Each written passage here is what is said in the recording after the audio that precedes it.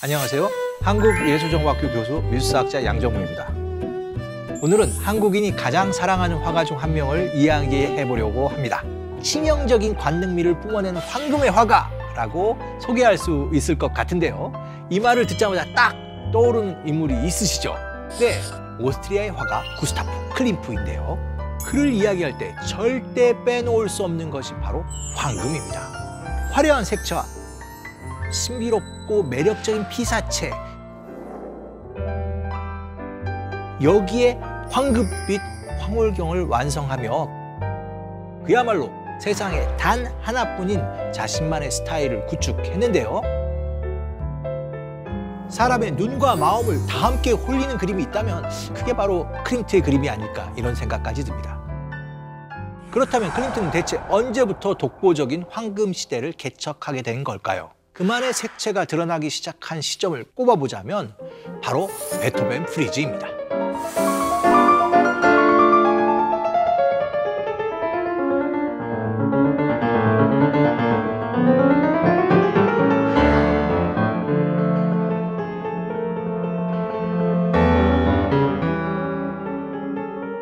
베토벤 프리즈는 베토벤 교향곡 제9번 합창의 사악장을 클림트만의 해석으로 표현한 벽화인데요.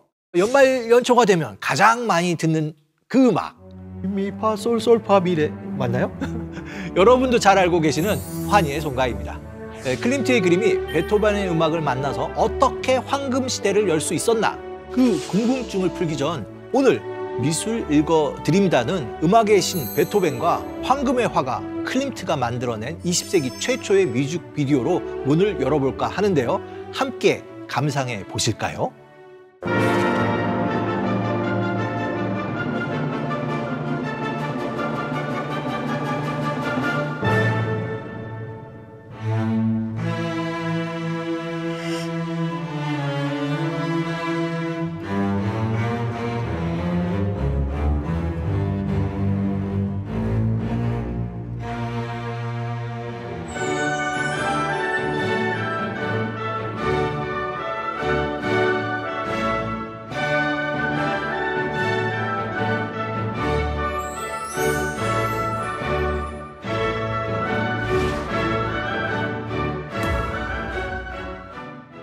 클림트의 그림을 이해하기 위해서는 그가 활동했던 당시의 상황을 짚어볼 필요가 있습니다.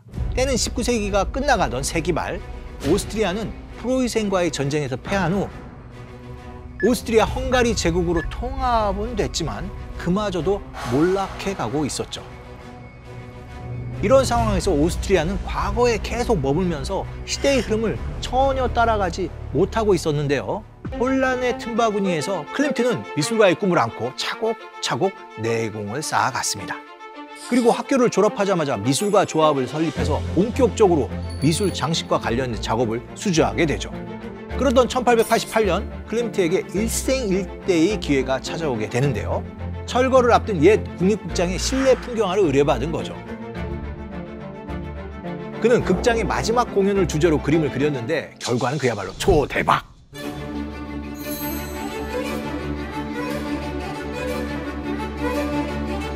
황금공로 십자 훈장상까지 받으며 화가 인생 최초로 출세작을 남기게 됩니다. 보통 극장을 그린다고 하면 극장의 실내 전경이나 공연의 하이라이트를 생각하잖아요. 그런데 클림트의 시선은 전혀 달랐어요.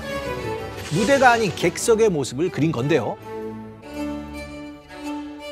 더 놀라운 것은 그림에 등장하는 150여 명의 인물을 모두 알아볼 수 있을 정도로 정교하게 그렸다는 겁니다. 그래서 클림트의 그림을 보면 당시 극장을 찾았던 사교계의 주요 인사들의 모습을 초상화처럼 세밀하게 볼 수 있는데요. 혹시 윌리를 찾아라 라는 책을 아세요? 아마 우리가 윌리를 찾았던 것처럼 사교계에선 클림트의 그림 속에서 자신을 찾는 게 유행하지 않았을까요?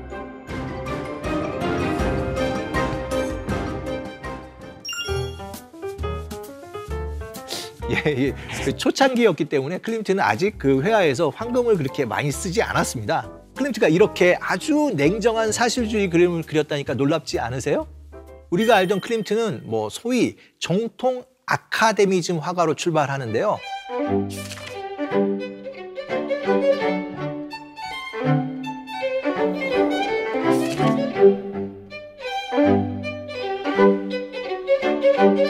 사물의 특징을 잡아내고 그것을 아름답게 미화시키는 데 아주 탁월했던 화가였죠.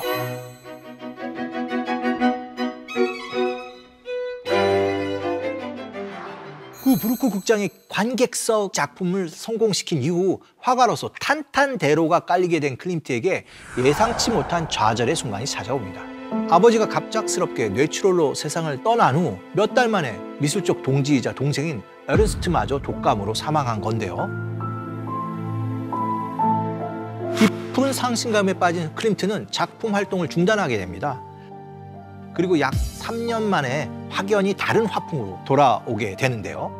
과연 오스트리아의 미술계는 클림트의 변화를 반겼을까요? 안타깝게도 그렇지 못했습니다. 1894년 클림트는 동료 화가와 함께 비엔나 대학교의 천장화 제작을 의뢰받는데요. 철학, 법학, 의학을 맡은 클림트에겐 다음과 같은 미션이 주어집니다. 이성의 위대함과 그것이 사회 진보에 끼치는 긍정적인 영향을 주제로 표현하라는 거예요. 주제가 좀 어렵죠? 클림트는 비엔나 대학의 요구에 부합하는 그림을 그렸을까요?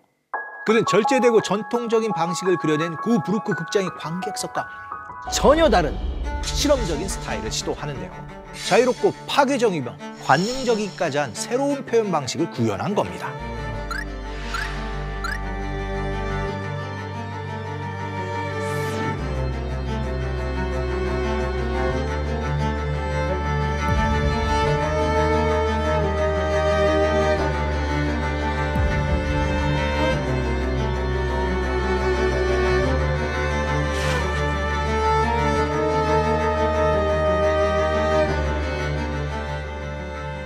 당시 세계 최고의 대학교 중에 하나였던 비엔나 대학교의 철학과 법학과 의학을 그려야 된다면 어떤 그림이 되어야 할까요? 하지만 클림트는 정말 알쏭달쏭한 그림을 그립니다. 철학을 보시게 되면 벌거벗은 여성들이 줄을 이루고 있고요. 법학에서도 그런 모습입니다.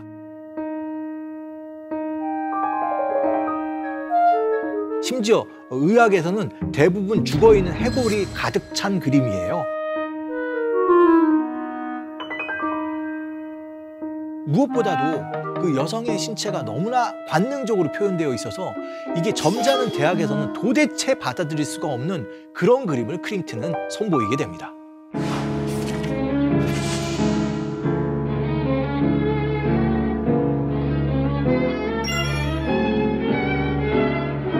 아버지와 동생이 동시에 세상을 떠난 후 클림트 개인에게 중요한 삶의 화두가 죽음, 또 인간의 문명에 대한 어떤 재성찰이었을 텐데요. 또 한 가지 주목해서 봐야 될 것은 이런 개인사뿐만 아니라 당시 유럽에서 불고 있었던 새로운 화풍, 글자 그대로 아르누보라고 불리는 미술운동에 그가 가입하게 된 것으로 볼 수도 있을 것 같습니다. 이런 상황들이 복합적으로 아마 그에게 영향을 끼쳤고 3년 만에 컴백한 후 아주 새로운 화풍을 선보이게 된 것이죠. 그럼 클림트의 비엔나 대학 천정화를 본 당시 비엔나 대학교의 교수들의 반응은 어땠을까요? 스케치를 보고 경악했고 대학에 설치해서는 안 되는 그런 그림이라며 교수들은 격분하게 됩니다. 이 중 87명의 교수들은 교육부에 반대 청원서까지 제출했다고 하는데요. 이외에도 비엔나 대학교의 천정화에 대한 압력이 거세지자 클림트 그는 결국 국가로부터 받은 제작비 전액을 돌려주고 그림을 자신이 소유하게 되는데요. 여기서 재미있는 건 클림트가 당시에 그림을 비판하고 비난하는 사람들에게 일종의 답가를 그렸다는 거예요. 금붕어라고 알려진 그림인데요. 이 그림을 보시면 한 여인이 엉덩이를 우리 쪽으로 향하고 있죠. 이 엉덩이를 보인다는 것은 동서고금, 조롱을 표현하는 것인데요. 아마 자신을 비판하는 세상 사람들에게 이런 그림으로 되받아쳤다 이렇게 볼 수도 있을 것 같습니다. 오스트리아 예술계는 클림트의 새로운 스타일을 결코 인정하지 않았습니다. 외설적이라고 비난만 커졌는데요. 자신의 도전과 열정이 무시당하자 클림트의 반항적 기질이 발동합니다. 기존의 미술계가 변화를 받아들이지 못할 만큼 폐쇄적이기 때문에 스스로 새로운 바람을 일으키겠다는 의지로 1897년 린 분리파를 창설한 거죠.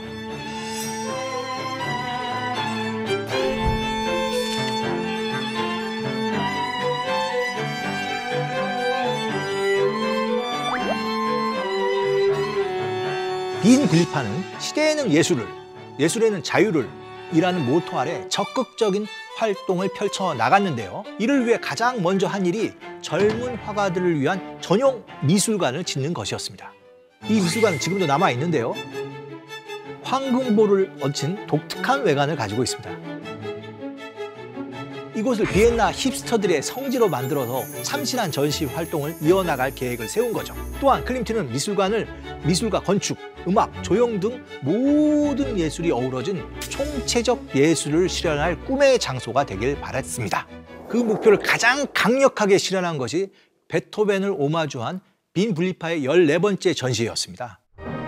미술관의 중심엔 거대한 베토벤 조각이 설치되고 베토벤의 음악을 해석한 미술을 관람할 땐 한쪽에선 진짜 베토벤 교향곡이 연주된다면 그야말로 이 미술관을 예술적 낙원으로 느낄 수 있게 되겠다는 생각을 한 거죠.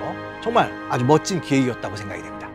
성공적인 전시회를 위해 클림트는 무엇을 할지 고민을 합니다. 그리고 결심하죠. 베토벤 교향곡 9번의 합창의 사악장인 환희의 송가를 자신만의 해석으로 재해석한 벽화를 제작하기로 한 건데요.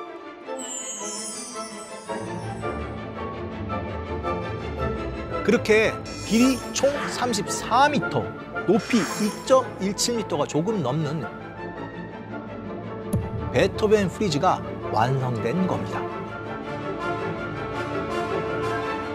여기서 프리즈는 띠벽지를 말하는데요. 베토벤을 주배 삼은 일종의 장식 벽화라고 생각하시면 이해하기 쉬울 것 같아요. 실제로 이 그림을 보시면 정말 다채롭습니다. 유리도 들어갔고요, 금속도 들어갔고요, 황금, 특히 보석유라고 할 수 있는 이런 광물질들도 풍부하게 사용해서 만든 작품이 베토벤 프리즈라고 할 수 있겠습니다.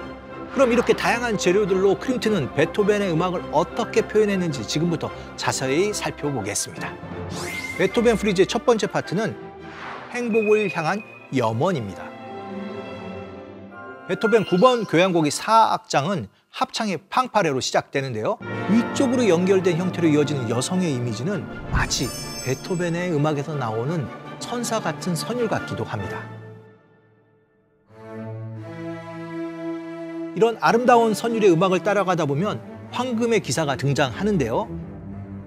그의 앞에는 무기력해 보이는 인류가 무릎을 꿇고 행복을 간청하는 듯합니다. 황금의 전사는 행복을 위해 투쟁하도록 인류를 응원하는 내적인 힘으로써 동정과 명예심을 표현하고 있다고 볼 수도 있죠. 다음 파트를 보면 정면의 모습이기도 한데요. 행복을 간청하는 인류 앞에 적대적인 힘들이 나타나게 됩니다. 거대한 고릴라의 형상을 한 티포에우스와 그의 딸들인 고르곤 세 자매가 앞을 딱 가로막고 선 건데요. 이 세 자매는 질병과 광기, 죽음을 의미합니다.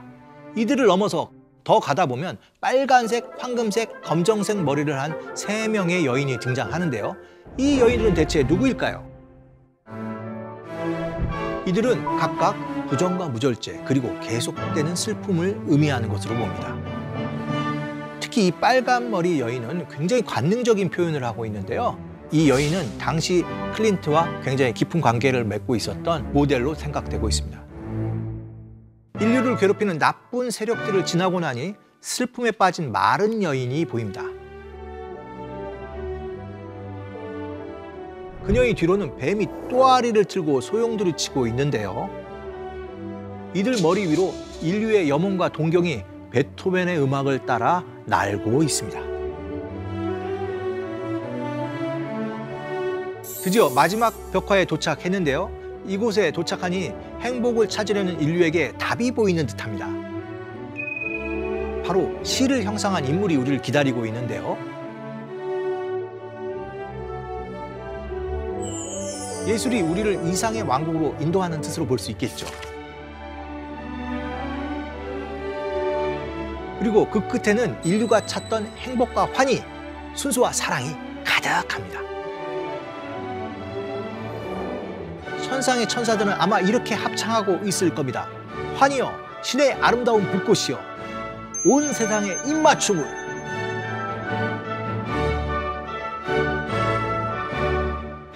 이거는 바로 실러의 환희의 송가에서 온 것인데요. 베토벤의 제9번 교향곡에서는 합창으로 불리게 되죠. 베토벤의 음악만큼이나 클림트의 황금색 광채는 이곳에서 절정에 이르게 됩니다. 또 하나 짚어볼 것은 마지막에 있는 인류가 서로 포옹을 하고 있는데요. 클림트의 대표적인 키스가 떠오르실 텐데 이 작품이 실제 훗날 키스와 연결된다고 보실 수 있을 것 같습니다.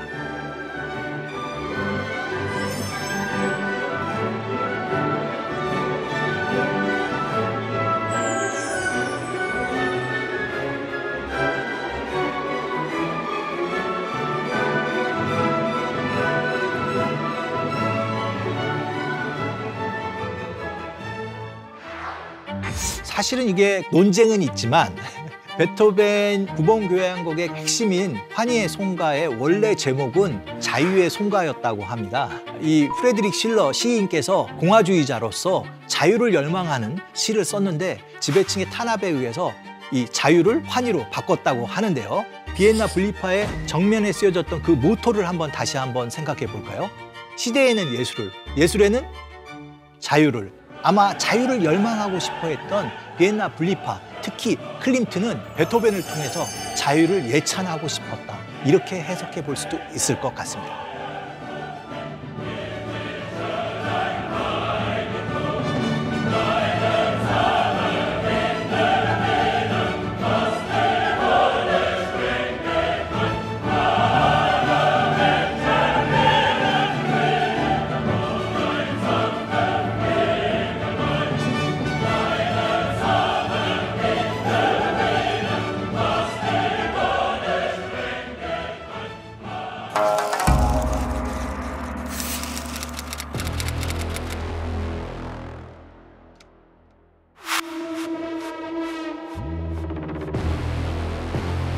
격렬한 표정과 근육질에 다부진 몸, 죽어가는 사람들의 고통스러운 몸부림.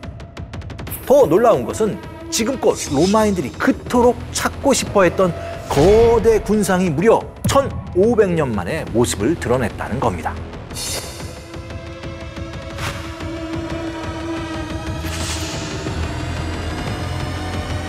그런데 왜 이 그리스 신화에 등장하는 라오콘 군상을 자기들이 가지고 싶어 했을까요? 그건 바로 트로이의 몰락을 막으려 했던 라오콘은 역사가들에게는 일종의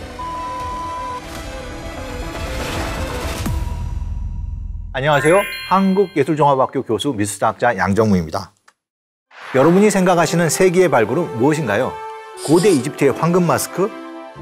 중국 진시황릉의 미스터리인 병마용?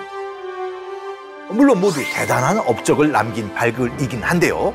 저에게 미술사 쪽으로 수세기 동안 영향을 끼친 최고의 발굴을 뽑으라면 중세 이탈리아, 로마의 포도밭에서 발견된 이것을 빼놓을 수 없습니다. 우리가 작정하고 발굴을 해도 의미 있는 작품을 찾을까 말까 한데요. 이것은 포도밭에서 일하던 한 농부에 의해서 우연히 세상에 알려지게 됩니다. 크기가 무려 2m가 넘고 등장인물도 3명이나 되는 이것은 과연 무엇일까요? 좀 더 힌트를 드리자면 고대 로마의 한 대학자가 어떤 회화나 조각보다 뛰어난 작품이라고 평가한 것이 전해지면서 이후 사람들은 이 작품을 오랫동안 찾고 있었습니다. 그야말로 세기의 미술품이라는 건데요. 사실 미술사적으로나 미학적으로 풀어야 할 비밀들이 너무나 많은 이것에 대해서 이야기하는 거, 저에겐 판도라의 상자를 여는 것처럼 쉽지 않은 일인데요. 미술사 최대의 논쟁작이자 로마 황제부터 나폴레옹까지 세계 최강의 지배자들이 탐냈던 단 하나의 미술품을 지금 미술 읽어드립니다에서 공개하겠습니다. 1506년 1월 르네상스로 뜨겁게 끓어오르던 로마 미술계가 정말 들썩들썩이는 사건이 발생합니다. 산타 마리아 마조레 대성당 인근에 있는 한 포도밭에서 로마 황제의 궁궐로 추정되는 지하 밀실이 발견된 것인데요. 더 놀라운 것은 지금껏 로마인들이 그토록 찾고 싶어했던 거대 군상이 무려 1500년 만에 모습을 드러냈다는 겁니다. 그 정체는 바로 드라마틱한 표현력이 돋보이는 헬레니즘 조각의 정수 라오콘 군상입니다. 라오콘 군상은 연극의 한 장면처럼 드라마틱한 순간을 포착하고 있는데요. 대체 이 조각상이 전하려는 것은 무엇인지 자세히 읽어보도록 할까요?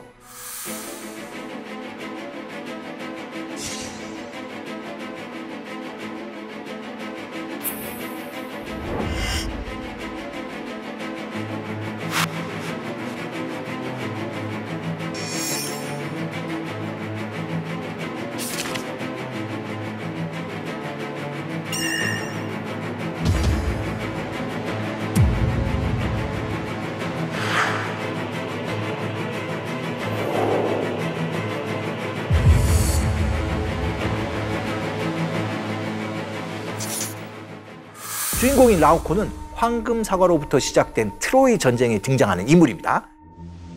10년간 트로이의 성문을 열지 못한 그리스 연합군은 병사를 숨겨놓은 목마만 남겨도 철수를 하는데요.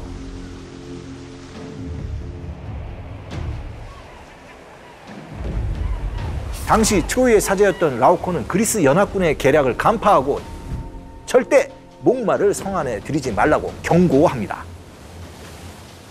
그런데 바다의 신 포세이돈이 이 모습을 전부 지켜보고 있었던 겁니다. 계획이 실패할까 걱정이 된 포세이돈은 거대한 2마리의 뱀을 보내서 라오콘과 그의 아들들을 죽이기로 하는데요. 당시 뱀에게 공격당한 부자의 모습을 표현한 것이 바로 이 라오콘 군상인 겁니다.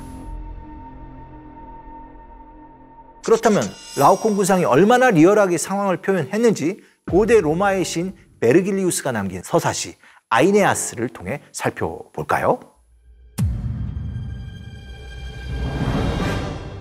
뱀들은 곧장 라오콘을 향해 나갔습니다.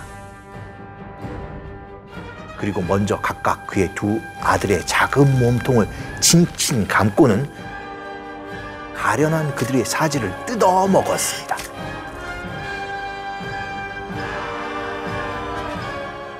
그리고 나서 그것들은 무기를 들고 구하러 온 라오콘을 붙잡더니 거대한 뙬리를 치며 감기 시작했습니다. 그것들은 어느새 그의 허리와 목을 비늘이 있는 등으로 2번이나 감은 뒤 머리와 목을 높이 쳐들었습니다. 그동안 내내 그는 2 손으로 그것들의 뙬리를 풀어 젖히려 했고 그의 머리띠는 피와 시커먼 독액으로 더럽혀졌으며 그동안 내내 그는 하늘을 향해 무시무시하게 소리쳤습니다. 그것은 흡사 제단에 바쳐질 황소가 잘못 겨냥한 도끼를 맞고 다쳐서 울부짖는 소리처럼 들렸습니다. 어떠세요, 여러분? 당시 라오콘이 얼마나 처절한 상황에 처해 있는지 느껴지시나요? 이제 방금 읽어드린 서사시를 떠올리면서 조각상을 자세히 살펴보겠습니다. 그리스 조각상은 후기로 갈수록 역동적인 것이 특징인데요. 라오콘 군상 역시 전체적으로 격정적이고 격렬한 느낌이 잘 전해집니다. 특히 눈에 띄는 건 2m가 넘는 거대한 인물상의 상하체가 뒤틀려 있다는 건데요.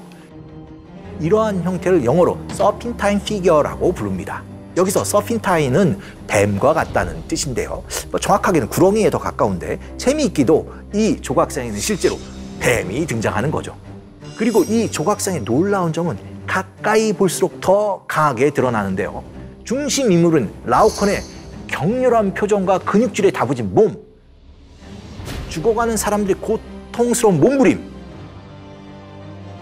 그리고 라오콘에 비해 크기가 작은 2 아들의 대조적인 비례를 통해서 이야기는 더욱 극적으로 전개되는 것입니다.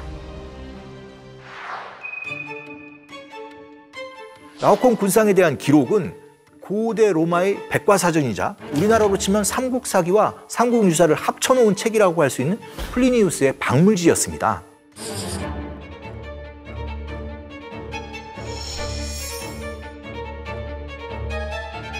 이 책엔 라오콘 군상이 그 어떤 회화나 조각보다 뛰어난 걸작이라고 소개되어 있는데요. 이 기록을 본 사람들이 대체 어떤 작품이길래 플리니우스가 이렇게 극찬했는지 너무너무 궁금했던 겁니다. 그리고 플리니우스는 이 라오콘 군상을 티투스 황제의 궁궐에서 봤다고 하는데요. 이미 일찍부터 로마 사람들은 이 걸작을 찾기 위해 백방으로 노력하기 시작했던 겁니다. 그러다 우연히 한 농부에 의해서 포도밭 안에서 발견되게 된 것이죠. 하지만 처음엔 누구도 이 조각상이 박물지에 기록된 라오콘 군상이라고 확신할 수는 없었습니다. 1500년 동안 이 작품을 본 사람이 아무도 없었기 때문이죠. 그런데 발굴을 주도한 율리우스 2세부터 발굴 현장 책임자 미켈란젤로입니다. 미켈란젤로가 현장 책임자로 가는데요. 미켈란젤로뿐만 아니라 교황은 고전하게 조예가 깊었기 때문에 이 조각상이 역대 모든 로마인들이 가지고 싶어 했고 잃어버렸던 라오콘 군상이라고 확신을 하게 된 거죠.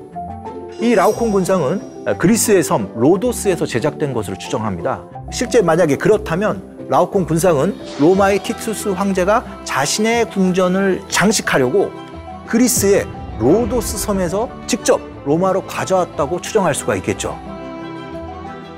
그런데 고대 로마는 왜 이 그리스 신화에 등장하는 라오콘 군상을 자기들이 가지고 싶어 했을까요? 그건 바로 로마 건국의 당위성을 확보하기 위해서인데요. 라오콘 군상과 로마의 건국, 대체 어떤 연관이 있는 걸까요? 로마 건국의 아버지는 트로이의 영웅 아이네아스입니다. 그는 트로이가 멸망된 후 새로운 땅을 찾아서 위대한 트로이를 건설하게 될 것이라는 신들의 계시를 받은 후 트로이의 유민을 이끌고 방랑을 거듭하다가 마침내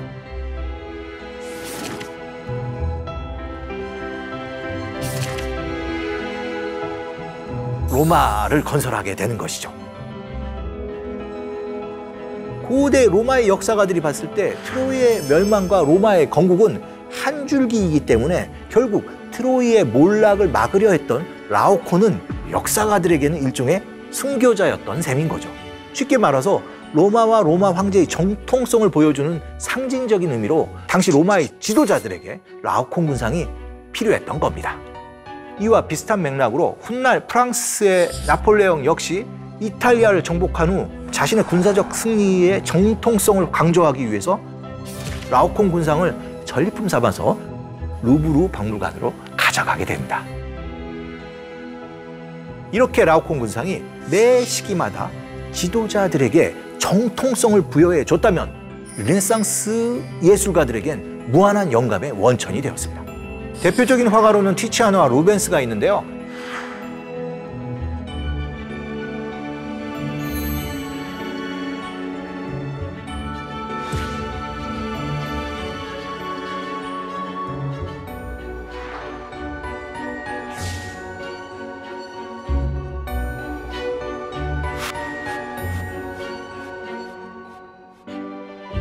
그 중에서도 절대적인 영향을 받은 예술가는 바로 악동이라고 할까요? 미켈란젤로입니다.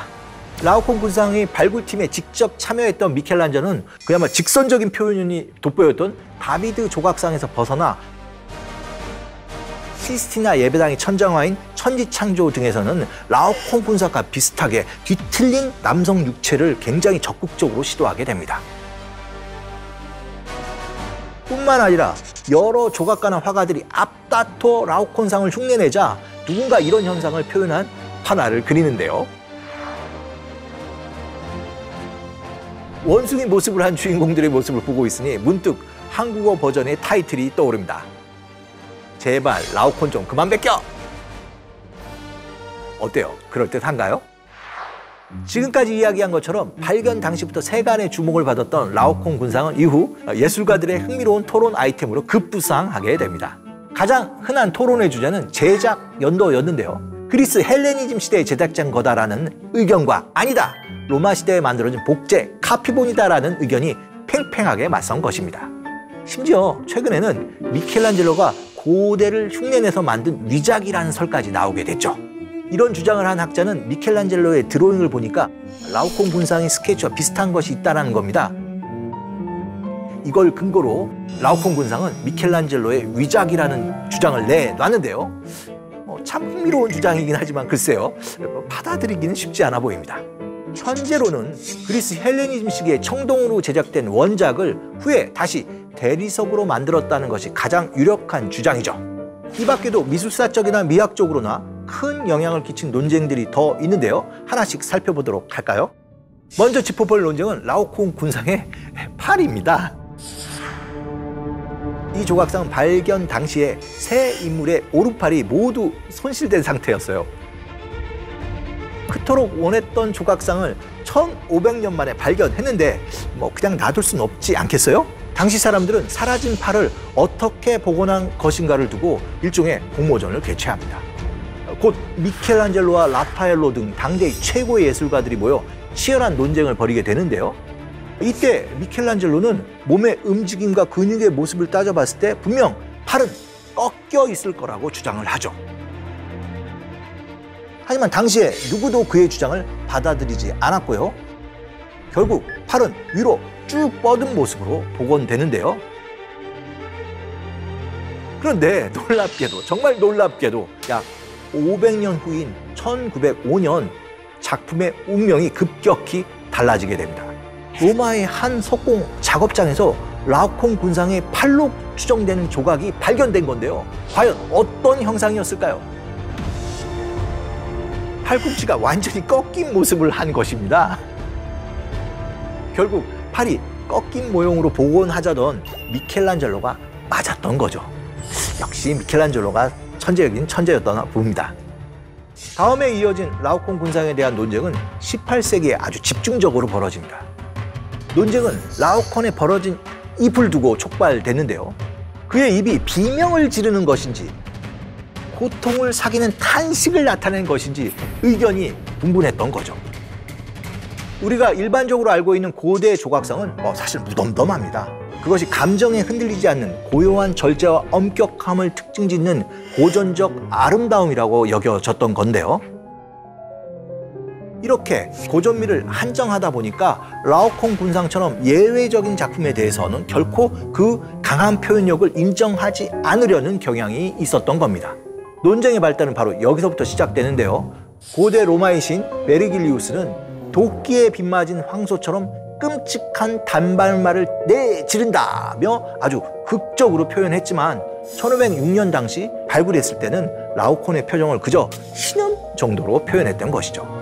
고전 미술에 대한 예찬이 아주 극에 달했던 18세기 독일의 미술사학자이자 고고학자였던 빈켈만 역시 휘몰아치는 격성 속에도 침착함을 잃지 않은 위대한 사례라고 표현했습니다.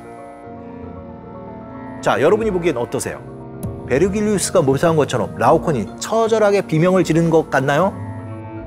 아니면 고통을 삭히고 조용히 탄식을 내뱉는 것처럼 보이는가요? 이 논쟁의 결론은 여러분이 판단에 맡겨야 할 것 같습니다. 고대부터 근대까지 수많은 지배자에겐 권력의 근거가 되고 예술가에겐 영감의 원천이자 뜨거운 논쟁의 소재가 되었던 라오콩 군상. 하지만 지금은 미켈란젤로의 다비드상이나 로댕의 생각하는 사람 등 다른 유명한 조각상에 밀려서 사람들의 기억에서 희미해지고 있습니다. 안타깝지만 시대가 흐르면서 미술을 보는 미의 기준이 바뀌어가고 있다는 의미가 아닐까 하는데요. 그래서일까요? 미술사학자로서 위대한 작품이 기억에서 좀 사라져간다는 그 점에서 안타까움이 있습니다. 그래서 제가 오늘 이런 강의를 준비했는데요. 어떠신가요? 그리스 시대부터 지금 현대까지 2000년 가까이 인류를 사로잡은 조각상, 조금 지금부터는 다시 기억해줘야 되지 않을까요? 안녕하세요. 한국예술종합학교 교수 미술사학자 양정우입니다. 1940년 프랑스 중부에 있는 몬티냑이라는 한 마을에선 17,000년간 봉인돼 있던 비밀의 동굴이 발견됩니다. 이 동굴을 발견한 것은 저명한 고고학자도 미술품을 찾는 데 혈안이 된 도굴꾼도 아닌 그저 잃어버린 강아지를 찾던 마을의 평범한 소년들이었는데요. 소년들은 강아지를 쫓아 인적이 드문 곳까지 찾아갔다가 우연히 아무도 가본 적이 없는 비밀의 동굴에 닿았던 겁니다. 강아지를 찾아 좁고 위험한 동굴 속을 기어들어간 소년들은 곧 인류 최초로 보고도 믿지 못할 신비로운 광경을 마주하게 되는데요.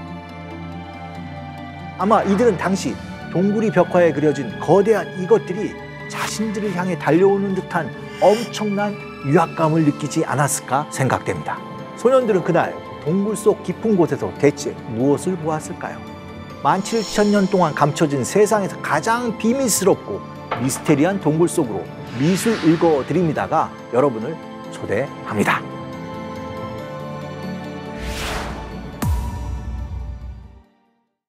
미술사에서 가장 기적적인 발견 중 하나라고 할 수 있는 이 동굴이 위치한 곳은 프랑스의 작은 시골 마을인 몽티냑입니다. 기차도 다니지 않을 만큼 프랑스의 오지 중의 오지라고 할 수 있는데요. 하지만 동굴이 발견된 순간 이곳은 인류 최초의 미술이 간직된 기념비적인 지역으로 급부상하게 됩니다. 대체 작은 시골 마을을 들썩이게 한 이 동굴의 정체는 무엇일까요? 바로 독보적인 원시 미술로 손꼽히는 라스코 동굴 벽화가 그려진 동굴이었던 거죠. 아마 학교에서 미술이나 세계사 공부를 할 때 한 번쯤 들어보셨을 텐데요. 17,000년 전에 살았던 원시인들이 그린 그림은 과연 어떤 모습일지 발견 당시 탐험대의 시선을 보여주는 듯한 사진을 통해 좀 더 생생하게 확인해 보도록 하겠습니다. 어떠세요, 여러분? 어둡고 적막한 동굴 속에서 작은 랜턴 불빛으로 동굴이 조금씩 밝혀져 가는 걸 상상해 보면 굉장히 짜릿하지 않나요? 이 모습을 보고 당장 몬티냐크로 달려가고 싶은 분도 계시겠지만 안타깝게도 관람객이 출입하면서 벽화가 훼손되자 현재는 일반인에게 공개하고 있지는 않습니다. 대신 거의 똑같이 생긴 인공 동굴을 만든 다음에 여기에 벽화를 집어넣어서 진짜는 아니지만 굉장히 진짜 같은 라스코 동굴 벽화를 체험할 수는 있습니다. 물론 여기도 사람이 굉장히 밀려서 대기를 해야 됩니다. 그래서 오늘 제가 1일 가이드가 돼서 여러분과 함께 라스코 동굴로 랜선 여행을 떠나보려 하는데요. 17,000년 전에 그려진 원시인들이 그림을 보러 저와 함께 가보실까요? 이곳이 라스코 동굴로 들어가는 입구인데요. 지금은 들어가기 편하게 설계되어 있지만 발견 당시에는 오랜 세월 동안 흙이 쌓여서 동굴의 입구가 거의 막혀 있었습니다. 아마 동굴 입구라기보다는 거대한 흙더미에 가깝게 보였을 텐데요.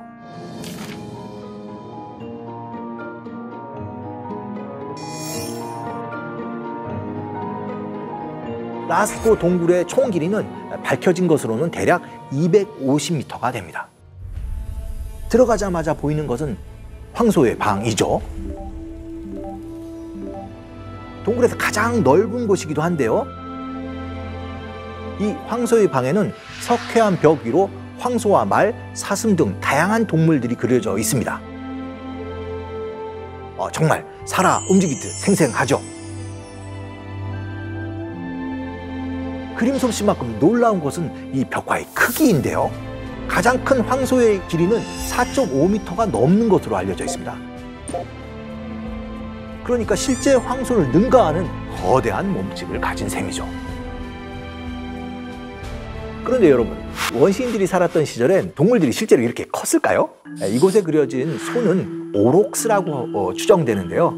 코끼리의 조상이 맘모스였다고 보면 황소의 조상이 바로 이 오록스였습니다. 큰 덩치 때문에 사냥을 당해 멸종되었다고 추정하는데요. 원시 시대엔 이만큼 거대한 소가 존재했던 겁니다. 아마 이렇게 거대한 소를 상상하면서 보시면 더 흥미진진할 것 같은데요. 그럼 이제 다시 벽화를 자세히 보도록 하죠. 그림의 구성은 굉장히 드라마틱합니다. 중앙에 그려진 붉은 사슴들을 둘러싸고 거대한 오록수 2마리가 팽팽히 대치하는 듯한 모습을 그리고 있습니다. 오록수 앞에 지나가는 말대의 모습에서 진짜 말이 달리는 것처럼 연속성이 느껴지죠. 벽화를 쭉 훑어보다 보면 의문의 동물도 보이는데요. 혹시 찾으셨나요? 머리 위로 긴 뿔이 있는 동물이 보이시죠? 정확한 정체를 알 수는 없지만 이 뿔 때문에 유니콘이란 별명이 붙어 있습니다.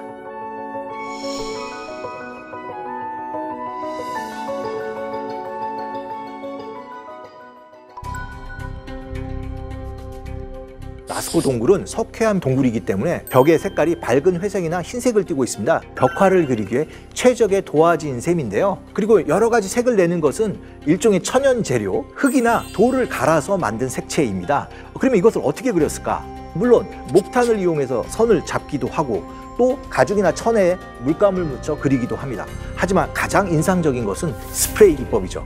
뭐라고요? 스프레이 기법 맞습니다. 물감을 입에다가 넣고 뿌려서 그림을 그리는 기법을 굉장히 많이 썼고요. 바로 이 스프레이 기법으로 두 오록수 사이에 보이는 갈색 말이 그려지게 됩니다.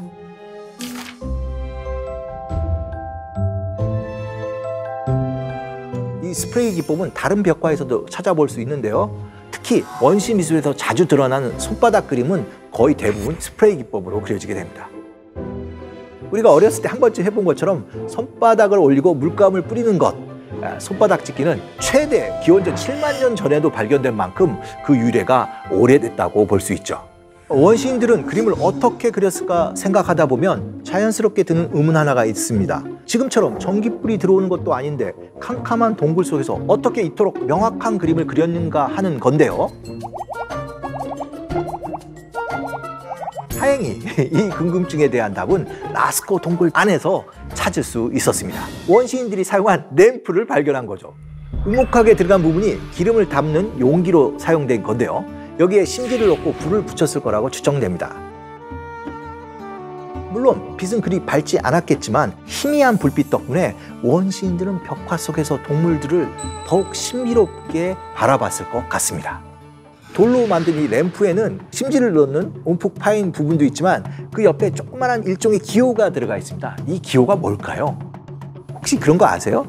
우리가 연장을 쓸 때 내 거와 다른 동료들 것을 구별하기 위해 마킹을 하는데 제가 보기에는 누구의 것인지를 보여주는 기호가 아닌가 이런 생각도 하게 됩니다. 라스코 동굴에서 찾아갈 두 번째 코스는 엑시알 갤러리입니다. 황소의 방을 지나면 두 개의 길이 나오는데 바로 앞에 있는 것이 엑시알 갤러리입니다. 동굴은 자연 침식으로 형성됐기 때문에 곳곳에 예측 불허의 어떤 공간이 생기게 되는데요. 재미있는 건 원시인들은 그런 독특한 공간에도 특징을 살려 그림을 그려 넣었다는 겁니다. 그것을 가장 잘 보여주는 것이 바로 이 엑시알 갤러리인데요. 사람이 한 명이 거의 정말 겨우 들어갈 좁은 통로에 대체 어떤 그림이 그려졌는지 바로 확인해 보겠습니다. 보시는 것처럼 엑시알 갤러리는 깔때기처럼 좁아지는 공간을 이용해서 그 주변에 벽화를 그렸는데요. 이 앞에 서면 공간과 돌의 생김새 때문에 앞으로 빨려 들어가는 것 같은 느낌을 받는데요. 여기에 그려진 동물들을 보게 되면 앞으로 내달리는 듯한 속도감을 주고 있습니다. 물론 이러한 생생한 효과는 울퉁불퉁한 안반을 잘 살려서 더 극대화되죠. 정말 이렇게 입체감이 살아있기 때문에 요즘으로 치면 원시시대의 3D 효과를 바로 여기서 체험할 수 있는 겁니다. 우리가 원시인 하면 정말 미개하다, 뭔가 우리보다 못하다고 생각할 수 있는데 이런 그림을 보게 되면 그런 고정관념이 완전히 뒤집히는 것 같습니다. 엑시알 갤러리를 지나면 또 하나의 통로가 있는데요. 이 통로를 지나고 나면 더 깊고 아주 신비로운 공간으로 들어가게 됩니다. 이제 라스코 동굴에서 가장 깊은 곳을 향해 들어가게 되는데요. 가는 길이 정말 쉽지 않습니다. 좁은 회랑을 지나 절벽을 지나야 하는데요. 3층 높이의 절벽을 내려가면 드디어 샤프트라고 불리는 라스코 동굴의 심장부에 도착하게 됩니다. 이것은 아주 특별하고 의미심장한 벽화가 그려져 있습니다.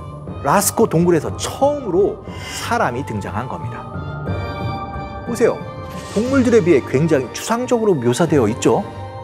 머리는 부리가 달린 듯 새 모양이고 팔, 다리는 굉장히 간략화된 직선으로 그려져 있습니다. 그렇다고 해서 동물들이라고 괜찮은 상태는 아닌데요. 바로 옆에 황소가 있는데 창으로 보이는 무기가 이 황소의 배를 관통했고 내장이 밖으로 툭 튀어나온 것처럼 보입니다. 혹시 사람과 황소가 막 싸움을 벌인 건 아닐까요? 실망스럽게도 이 답은 17,000년 전에 여기에 있었던 원시인들만이 아는 것 같습니다. 여기는 지금도 이렇게 내려가려면 밧줄을 타고 내려가야 되고요. 이 그림뿐만 아니라 이 지역에선 나지 않는 조개 껍질 이런 것도 발견돼서 굉장히 아마 신비로운 공간으로 사용됐을 것 같습니다. 제대로 된 불빛이나 도구도 없이 이렇게 좁고 깊은 심지어 위험하기까지 한 동굴에 그림을 그린다는 건 17,000년 전의 원시인들에겐 쉬운 일이 결코 아니었을 겁니다. 그런데 그들은 왜 황소나 사슴 같은 동물들을 잔뜩 여기에 그린 걸까요? 여기엔 다양한 이론이 있는데요. 무엇보다도 다산과 풍요를 기원했다는 거죠. 동물들을 많이 그리면 현실 세계에 동물이 진짜 많아진다고 생각했거나 사냥이 잘 되기를 바라는 마음으로 그린다는 설이 있는 겁니다. 그렇다면 저희 생각은 어떨지 한번 들어보시겠습니까? 저는 현대의 구석기인들에게 이 질문을 해보면 어떨까 합니다. 현대의 구석기인이 있냐고요? 예, 놀랍게도 현 시점에도 구석기인의 삶을 사는 부족들이 있습니다.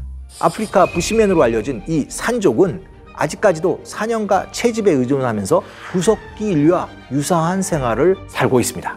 흥미로운 건 산족 역시 바위에 벽화를 그린다는 건 이들에게도 아주 신성한 행위인데요.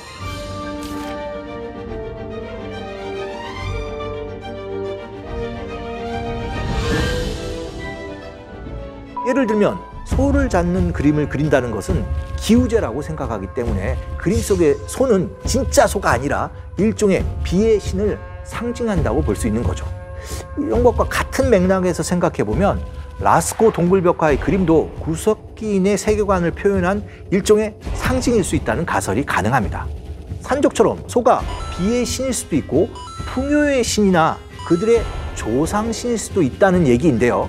여기까지 제 나름대로 열심히 가설을 세워봤는데 여전히 아쉬운 점은 그림의 내용을 정확히 확인할 길은 없다는 겁니다.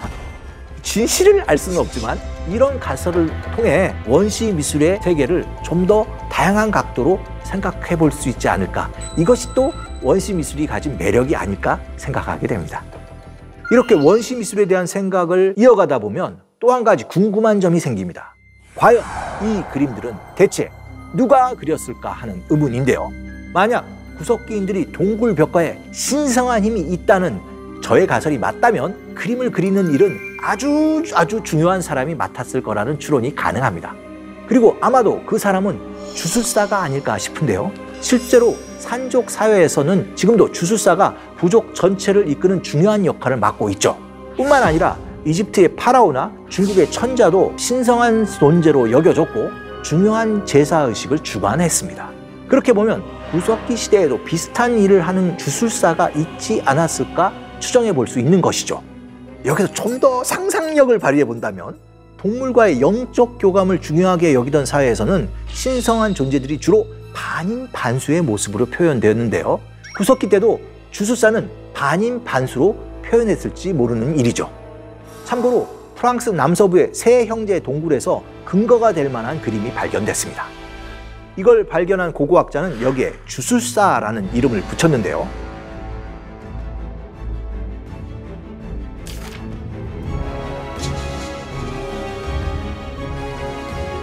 원시시대에 동물 숭배가 널리 퍼져 있다는 점, 벽화가 그려진 동굴에 주술의 흔적이 발견된다는 점 등을 생각해보면 인류 최초의 화가는 주술사였을 확률이 충분하다는 거죠.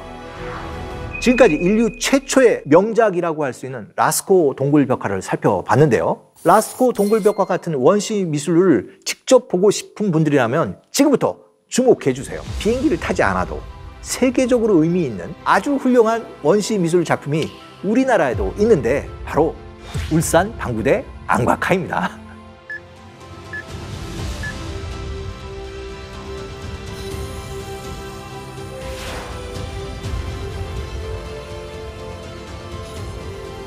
앙과카는 시베리아부터 우리나라에 이르기까지 동아시아 지역에 넓게 분포되어 있지만 울산 방구대 앙과카만한 걸작을 찾아보기는 쉽지 않습니다. 그 이유는 벽면에 얼마나 많은 그림이 새겨져 있는지 그 밀도가 정말 대단하기 때문인데요.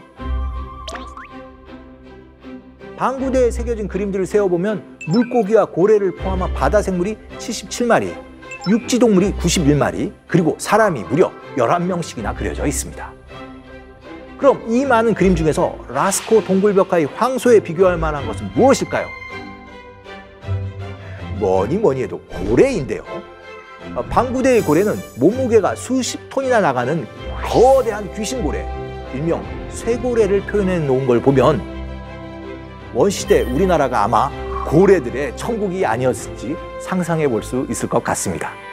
인류 최초의 화가들을 만나고 싶다면 우리나라에 존재하는 독보적인 원시미술, 하늘을 나는 멋진 고래들을 만나러 울산으로 가보시는 건 어떨까요?